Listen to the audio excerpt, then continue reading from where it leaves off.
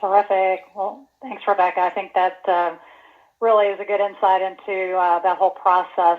And so, Cherie, you have a little bit for us on really how to prepare yourself for the interview process. Yes, gosh, wonderful insight, Rebecca. Thank you. It's great. First, I want to say thank you for having me here today. I am so impressed with what Vaughn, Karen, and Rebecca and the IATDG members have accomplished in such a short time. I've been in the industry for years, and I've seen associations come and go. They have never been able to do what you've accomplished in this short time. I also want to compliment the attached list, the interview prep sheet. I hope everyone reads it and is prepared and gets hired in November. I offered to help getting you ready for the conference. I hope my suggestions help you with your resume, preparing for your interviews and in networking, and help to make the process less stressful and more successful in getting hired by the right company. When I work with my students and anyone looking for a job and getting ready for the hiring process, I like at first to stress that they make a list of 10 reasons answering the question, why should I hire you? I remember talking to a tour operator that said, when she asked, why should I hire you? She said, you would be surprised how many can't answer this. If they don't know, how do I know? Your list will take some of the stress off of you, give you confidence, and in turn will give the tour operator confidence in you. You want to have your list ready ahead of time. It's a lot easier to think before the interview than under the pressure and heat of the interview. I do not suggest starting your list with, I love travel and people. I have heard that so many times. Shortly after I started my training, I talked to the young woman that went through the Princess Line resumes. She put it simply and said, I am not here to make dreams come true. I want to know what they want to do and what they can do for us. For example, I'm good at math. I want to work in the casino. The tour operators want to know what you can do for their tour members. How can you help make their dreams come true? Now, it could be I love travel, so I have a degree in geology, cultural geography, history. I lived all over the world. I'm bilingual, trilingual. Then it may work, all of which can help their tour members. The 10 reasons to hire, you will answer questions they often ask during the interview process. Tell me about yourself. Why should I hire you? What are your skills? Why do you want to do this job? Why will you make a good tour director? Why do you want to work for us? How do you see the job?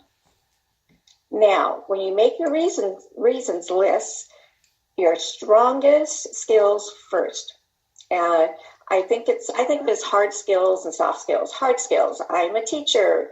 I am a public speaker. I have a degree in history. I'm bilingual. I have been leading tours for 5 years. I have management experience. I lived in Paris. I've been trained in tour procedures and such. Soft skills, I kind of think is I'm nice, I love travel, I'm responsible, I'm reliable. I see so many students with great skills list the soft skills, sometimes first and sometimes only the soft skills. I recommend listing the hard skills first and then fill in with the others if you need to. The list will vary from each type of tour operator. If it's a domestic tour, international, student tour, adventure, incentive, DMC, each have their particular needs, so adjust your list. Research your tour operator in advance. Go to their websites. How do they describe their tour directors? What do they offer their tour members or guests? Is it a tour operator that does tours for 18 to 30-year-olds, like Kentucky? Believe me, if you are over 30, you won't enjoy working for them, no matter how much you love young people. They are single, active, looking for love, and usually enjoy drinking. You may spend the evening getting them back from the bars. Do they offer adventure tours? If you're mature and you don't like camping and not used to hiking miles at a time uphill, It may not be what you enjoy and probably won't be a good fit for them. You'll be wasting your time and theirs. It's a small tour operator out of Atlanta that does short local tours. If you live in Atlanta, great.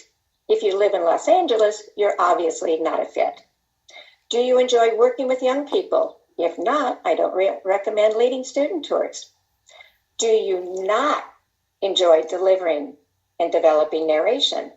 If not, maybe you would be happier working in the convention, meetings, and incentive market.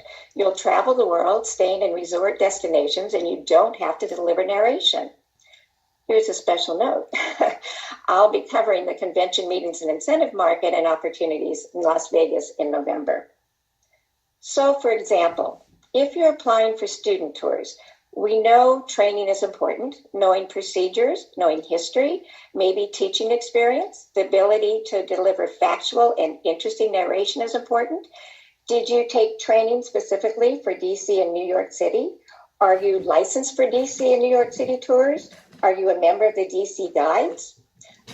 Do attractions for student groups? Do you love experience working with performance groups and such? I also think dads and moms have experience working with students, teachers, and chaperones, which is important. For example, I had a woman a few years ago that raised 5 kids. I said, if you can raise 5 kids, you can do anything. She was hired immediately, even before she planned on working. The tour operator said, if you can raise 5 kids, you can do anything. Personally, I think moms make great tour directors. In the beginning, it was mainly men, often young college graduates in their first jobs. Today, women, we have proved we are just as good. If you're applying for domestic tours, I recommend stressing states and popular sites where you have knowledge and experience.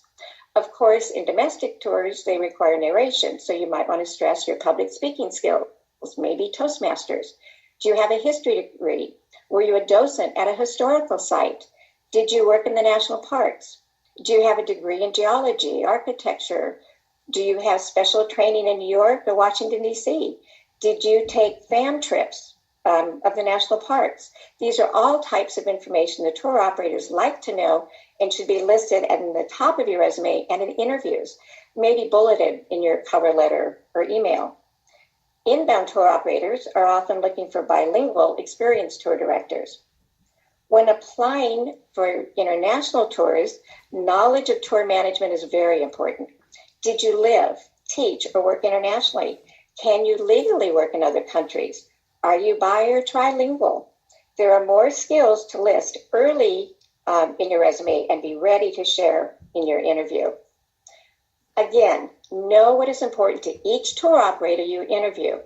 If I'm applying for a DMC, an incentive company, and I tell them I can deliver narration of the Grand Canyon, it's not going to impress them at all. It'll show them I don't really know their company and or their needs or their guests and clients.